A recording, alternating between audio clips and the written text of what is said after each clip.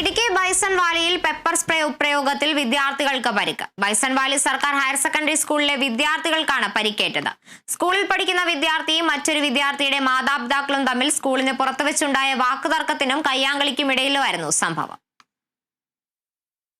സ്കൂളിന് പുറത്തെ ബസ് സ്റ്റോപ്പിൽ വെച്ചാണ് വിദ്യാർത്ഥിയും മറ്റൊരു വിദ്യാർത്ഥിയുടെ മാതാപിതാക്കളുമായി തർക്കമുണ്ടായത്.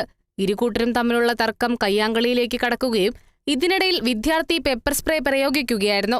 ബഹളം കേട്ടെത്തിയ മറ്റു വിദ്യാർത്ഥികളും ഇതിനിടയിൽ പെടുകയായിരുന്നു. എന്റെ മോളെ രാവിലെ സ്കൂളിലോട്ട് പോകുന്ന ബൈസ്മാരി സ്കൂളിൽ പഠിക്കുന്ന സൂര്യ ബസ്സുണ്ട്. ആ ബസ്സിന് കൊച്ചു ബൈസ്മാരി സ്കൂളിൽ ചെല്ലുന്നു. ബസ്സിൽ നിന്ന് ഇറങ്ങുന്നു. ബസ്സിൽ നിന്ന് ഇറങ്ങി കഴിയുമ്പോൾ അവിടെ ഒരു അടിയുണ്ടായിട്ടുണ്ട്. അടിയുണ്ടായി കഴിഞ്ഞപ്പം ഒരു പെപ്പർ സ്പ്രേ അന്തരീക്ഷത്തിൽ ഇങ്ങനെ നിറഞ്ഞു നിൽക്കുകയായിരുന്നു. ഇങ്ങോട്ട് കൊച്ചിന്ന് ഇറങ്ങി. കൊച്ചു മാത്രമല്ല, കൊച്ചിന് കൂടെ 10-15 പിള്ളേരുണ്ട്. അപ്പോൾ അവർക്ക് പെട്ടെന്ന് സംഭവം മനസ്സിലായില്ല. അവരങ്ങോട്ട് കയറി. അപ്പോൾ പെട്ടെന്ന് അവർ കണ്ടേക്കും മൂക്കയോട്ട് മയിലോട്ട് ശ്വാസപ്പൊട്ടിലേക്ക് വിട്ടു. പെണ്ണിന് നീട്ടുണ്ടായി. സംഭവത്തിന് ശേഷം ശാരീരിക അസ്വസ്ഥതകൾ അനുഭവപ്പെട്ട വിദ്യാർത്ഥികളിൽ ചിലരെ അടിമാലി താലൂക്ക് ആശുപത്രിയിൽ പ്രവേശിപ്പിച്ചു. കുട്ടികളുടെ പരിക്ക് സാരമുള്ളതല്ല. വാക്കുതർക്കത്തിൽ ഏർപ്പെട്ടവരെയും ആശുപത്രിയിൽ പ്രവേശിപ്പിച്ചു.